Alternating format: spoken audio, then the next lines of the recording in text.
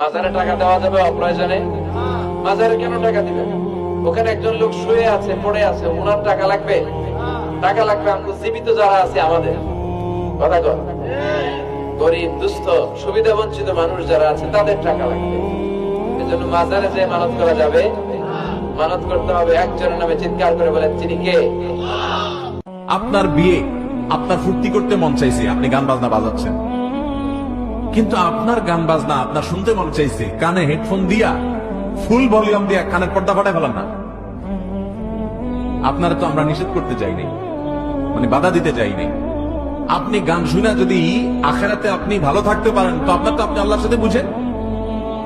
কিন্তু আপনি করছেন কি, কতগুলো বড় বড় বক্স ভাড়া করে আনতেছেন, আইনা এরপরে ধুমধারাক্কা গান লাগাই দিয়া ব্যাঙের মতো আপনি লাফাচ্ছেন, আর এলাকার মানুষের বলতেছেন তোরাও লাফা, কারো ঘুমাতে দেব না।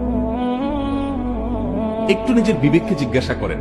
আমার যুবক ভাইদেরকে বিশেষ করে বলতেছি, ভাই আমার, এই যৌবনকাল চিরকাল থাকবে না, একটা সময় যৌবন শেষ হবে, এই পাগলামির একটা এন্ডিং আছে, তখন আফসোস করতে হবে। একটু বিবেককে জিজ্ঞাসা করে দেখেন, আপনি যখন গানের আওয়াজে পুরো এলাকাকে অতিষ্ঠ করে ফেলছেন, আপনি জানেন একজন হার্টের রোগী, একজন অসুস্থ মানুষ যে কাতরাচ্ছে, এই আওয়াজটার কারণে একটা জীবন্ত মাছকে যদি আগুনের উপরে ধরে রাখা হয়, সে যেরকম ছটফট করতে থাকে, জবাই করা মনুষ্য যেরকম ছটফট করতে থাকে, একজন অসুস্থ মানুষ, একজন হার্টের রোগী এরকম ছটফট করতে থাকে।